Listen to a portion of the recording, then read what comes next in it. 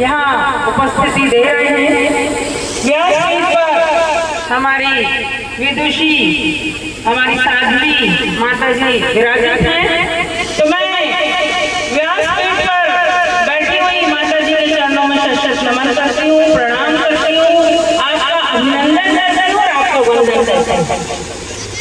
और हमारे ग्राम पाटली में जो कथा का जो आयोजन हुआ है वो बहुत ही सुखद है, बहुत ही आनंदमय है। और इसके लिए मैं हमारे समिति के जो भी हमारे समिति के हमारे भाई हैं, बहनें हैं, जो श्रीमद् भागवत कथा पुराण करवाने के लिए जिन्होंने संकल्प लिया, उसको पूरा किया, उस समिति के मेरे सभी सम्मानीय भाइयों का, बहनों का मैं इस मंच के माध्यम से हृदय की गहराइयों से अभिनंदन करती हूँ, स्वागत करती हूँ और आप सबको बहुत हृदय से बधाई देती हूँ कि बहुत अच्छी सोच के साथ आपने धर्म यज्ञ को यहाँ करने का जो संकल्प लिया उसको साकार रूप प्रदान किया। कहने को बहुत कुछ है पर ज्यादा नहीं बोलूंगी क्योंकि हमें माता जी को सुनना है। हमें क्षमा चाहूंगी कि 7 दिन की भागवत कथा पुराण होती है, लेकिन मैं अभी कुछ दिनों से इतनी ज्यादा व्यस्त रही, मैं बाहर भी मेरा जाना काफी हो गया, भोपाल, इंदौर, फिर क्षेत्र में कई कुछ ऐसी घटना घटित हुई जहाँ पर मुझे बहुत पहुँच के तत्काल पहुँच के उनके निरीक्षण करने की जिम्मेदारी जो आपने दी है निभाने की कोशिश की मैंने, इस कारण मैं नहीं आ पाई। कल भी रात्रि 12 बजे तक मैंने कोशिश की मैं पहुँचूं, लेकिन आखिर मैं नहीं पहुँच पाई। और आप सब जानते हैं क्योंकि ये जो स्थान है ये ईश्वर का स्थान है, भगवान का यहाँ वास है। तो हम सब जानते हैं कि कोई है वही जो राम मर्जी राखा। ईश्वर की मर्जी के बिना एक पत्ता भी नहीं हिलता। ये जो प्रकृति है, ये जो जीवन है, ये हमारी जो सांसें हैं, ये हमारे दिल की धड़कन है, ये सब कौन चला रहा है?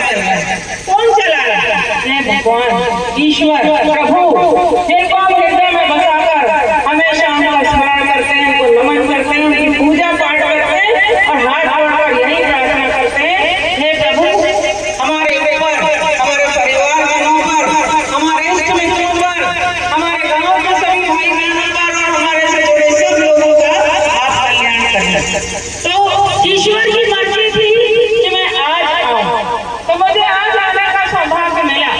अभी मैं आपको बता रही हूँ, बालाघाट शहर में रामनवमी की बहुत बड़ी शोभा यात्रा निकल रही है और आज वो समय से 2 घंटा लेट हो गए, फिर भी मैंने आधी शोभा यात्रा तक मैं चली क्योंकि आप सबके आशीर्वाद से क्षेत्रीय विधायक हैं, तो उसमें बड़े आयोजन में मेरा रहना बहुत जरूरी था। तो मैं आधी शोभा यात्रा तक चली, लेकिन मुझे यहाँ भी आना मेरी जिम्मेदारी थी।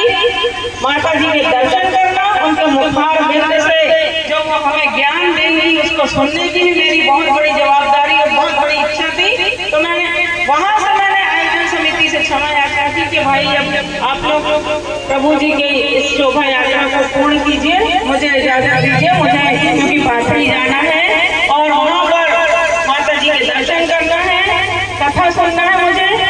आज समापन है तो मैं यहाँ पहुँच गई। क्षमा करना चाहूँगी आप सबसे कि मैं इस बीच नहीं आ पाई, पर आखिरी दिन आने का मुझे आप सबने सौभाग्य प्रदान किया। हमारे ग्राम पंचायत की सरपंच बहन यहाँ बैठी है, श्रीमती धनवंता पटले जी, और हमारे भाई मेरे विधायक प्रतिनिधि भी हैं और किसान कांग्रेस के पूर्व अध्यक्ष भाई सोमेंद्र सिंह पटले जी, और पूरे हमारे गाँव के और आसपास से जहाँ कहीं से भी पधारे हमारे सभी मेरे आदरणीय बड़े बुजुर्गों को, मेरी माताओं को मैं प्रणाम करती हूँ। मेरे भाई बहनों को, अनन्य बच्चों को मैं बहुत सारी शुभकामनाएं देती हूँ और व्यासपीठ से मैं प्रार्थना करती हूँ कि उनकी कृपा हम सब पर, आप सब पर हमेशा बनी रहे, हमेशा।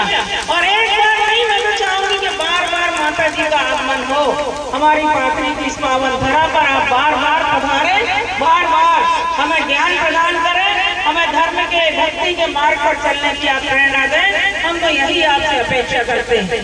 आज एक बहुत बड़ा दिन है, बहुत ही बड़ा दिन है आज के दिन मर्यादा पुरुषोत्तम भगवान श्री राम जी का जन्म हुआ था।